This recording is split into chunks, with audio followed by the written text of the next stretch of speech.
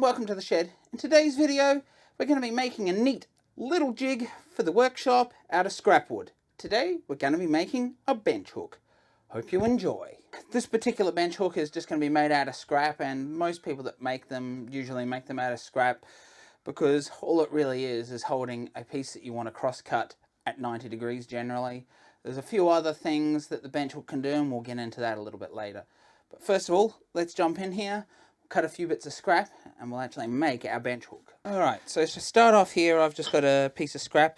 It doesn't even need to be square on here. Only your fence needs to be square, so I've got this little bit of pine here that I'm going to use as a fence. So let's get this base part or this bed cut out. So the measurement I like to use for this, and you know, it does vary, it doesn't really matter too much, but I'm going to go with about 200 mil. I just find that's a pretty nice size, and just works well for holding even a few of the wider pieces.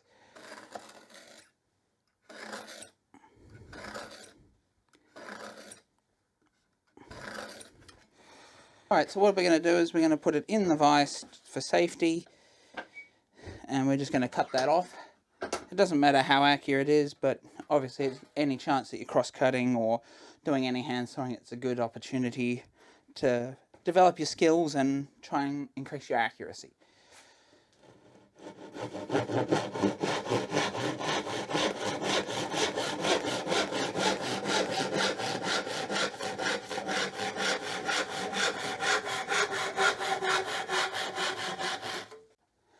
So now that's done, as always, even though this line doesn't matter, I still like to put a hand plane to this, so let me just grab one. So we're just going to tie this up with a plane. Once again, this is the hand plane that I restored from the big box store and got working, so we can use this for a lot of work in the shop, even though it might not be perfect. You can get the majority of the work done. Just make sure that it's clamped in nice and tight in your vise.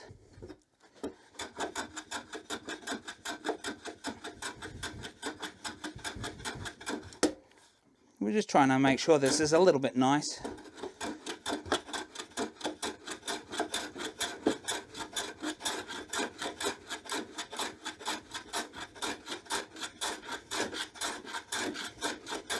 As I said earlier, this cut doesn't really matter, but I like to have a little bit of attention to detail with everything I do in the workshop, so if that's you, go ahead, give it a little bit of a hand plane.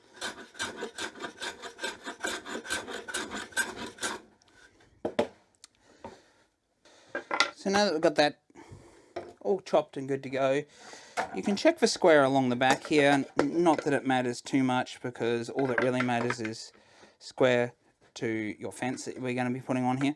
But I do know that this edge is flat, and that's what really counts. You want one flat edge, or I always like to have one flat edge. The only other thing you really want is for this to sit sort of flat on your bench. It's not 100% important, but roughly. So you just want to make sure there's no major rocking. So now you want to choose your fence material. This is just pine. Pine works well for a jig like this, or any other scrap you've got, plywood, anything. But generally you want a relatively small fence. This is obviously 19 mil thick by 19 mil thick, so it's going to encompass usually my largest material, which is 19 mil, but it'll still work on larger and thinner materials as well. So what you want to do here is measure right across here, and you want to take the same thickness of your board in a fence stock, and you also want to take that same thickness for another one that's going to go on the bottom, and that's going to be a stop that pushes up against the bench. So while you're at it, measure both of those pieces and cut them, and then you can go ahead and attach them. So let's do that. So I like to just lift it up on the edge like this, find my marking knife, little line there. Alright, that one's good to go. You can square it around if you need to. Same here, we'll just lift it up on the other side. And now, with the stop, you want a relatively flat edge, just so it stops sort of relatively square against your bench, and that's what you're looking for. So, it's not 100% important, but it just makes the thing work a little bit better. So let's give them a quick cut. Again, straight into the vise. And as I said before, even these edges don't need to be particularly square. This one is better the squarer it is, but we can fix that up later on.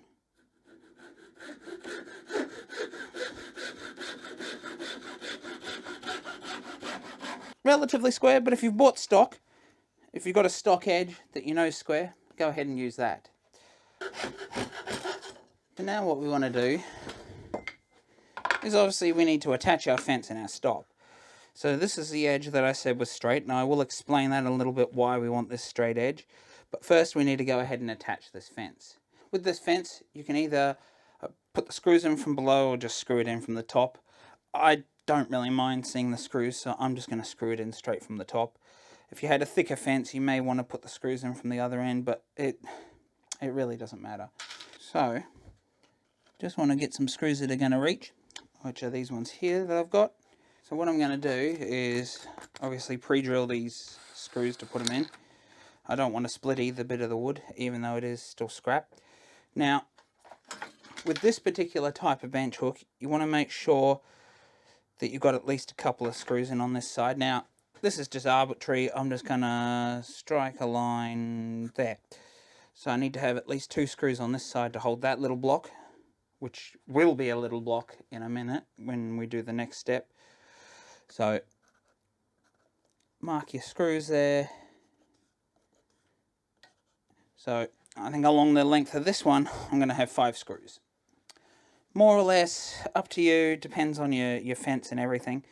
But what you do want to do is use that straight edge that we had on that one side, and we want to square our fence up against that. Now, it's important that we have this fence square, as we're going to be using that to reference cross-cutting material. So, that's the key thing here. So what I'm going to do is a little trick that I don't know many of you have seen. I'm going to use some double-sided tape to hold that in place while I screw it down.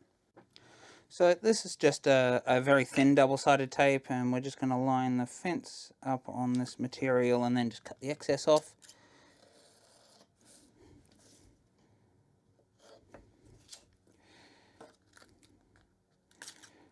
So keep that bit of material and stick that to your little hook piece if you've got this wider stuff. Alright, now what we're going to do is peel this backing off. So with this type of stuff, just push it down, get your knife in behind it, and then you can just peel it off like that. Then we come back to where we wanted to put this, and we'll just lightly sit it there. Pressure activates this type of double-sided tape, so we can bring it right up to the edge as close as we can get it. Hold it against the square and push it down. And now that is enough to hold it in place, and we know that it's square on the edge of the bench hook. So now we can pre-drill these holes and put the screws in. So let's go ahead and do that. So what I've done here is taken the screw, have it a little bit shorter than the screw, and then we just put our holes in.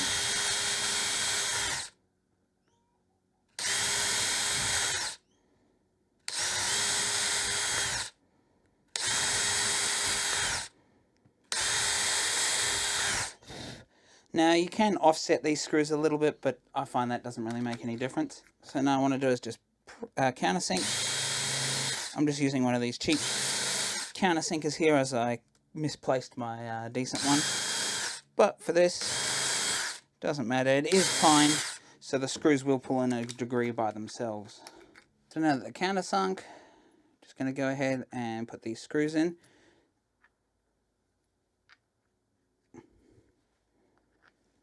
Which is obviously a pretty easy process, and nobody really needs to know how to do that, so let's just quickly speed these up.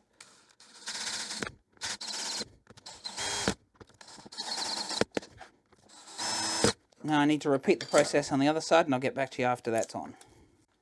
So you can see here, I've now got that on here, and I squared that up, but I've only used 3 screws here because we don't need the extra support as we do on the fence. So now we've pretty much just got the basic bench hook. And you could see, if you wanted to, you could bring this in, push up here, and we could saw off the edge here.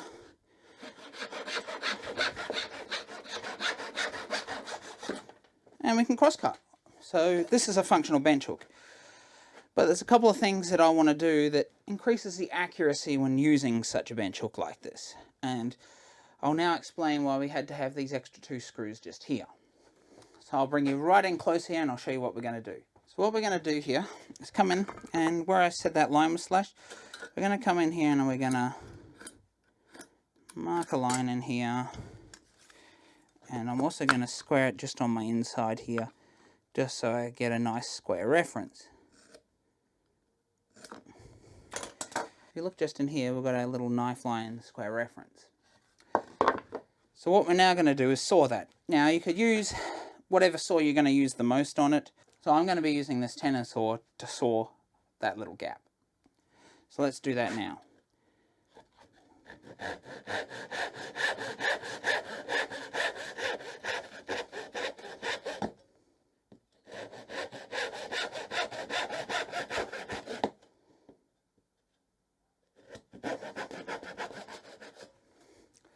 Alright, so because we've got that reference, you can double check it, and you just want to make sure that it's sitting square and square enough. So when I say accurate enough there, I mean that you just want to get it as close as you can, because everything in hand tool woodworking you would normally put it onto the shooting board after that.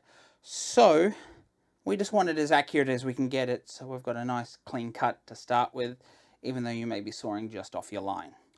If it's nice and square and perpendicular to your line, it's going to be easier to use it on the shooting board. So now that we've completed our bench hook here, or at least this style or my version of this bench hook, I'm going to show you how this allows you to get nice square cuts. And I want to throw one other thing in there, or a couple of different ways that we can use this shooting board to be of use in the workshop. So let's jump in and we'll get to it. So obviously we've cut this and it sits relatively square, which means, as you can see, my saw's sitting here, and because we have the fence square, any cut we do is going to be pretty square on this. So the different ways that we can use this is obviously we can come into this point here. If we want real accuracy, even on really tiny parts, we can go ahead and use this little slot here to do that.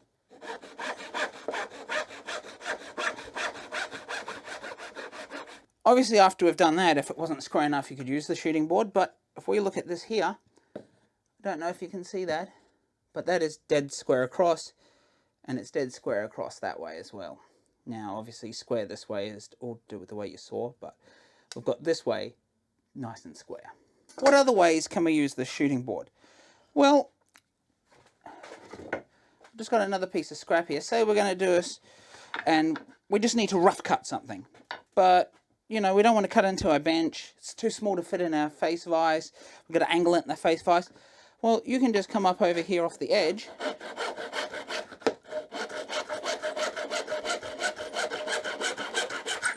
And we can just saw straight off the side. And because you've got your little hook down here, you can push against your fence and you can just saw straight through. So there's one last thing that we can do using this particular bench hook. And in a pinch, it acts a little bit like a shooting board. Now, that was the reason that I said I wanted this side square to our fence, because that allows us to use our bench as the reference and actually shoot little materials straight on our bench hook without having to even have a shooting board or move to our shooting board. So let me show you how this works. So obviously, like every shooting board, you want a hand plane that can come up against the side of it without damaging it. Now, using this, you don't really reference right up against it. You can do, but you may damage your bench hook on the side there, which doesn't necessarily matter if that is the whole purpose of it. But obviously this is a number 4 hand plane. You can get away using a block plane to do this method. And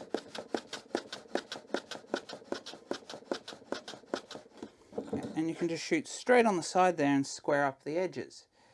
So we have this side that's a little bit out of square. I don't know if you can see that, but it's higher here than there. So what we're going to do is bring it up against here, push it up against the edge,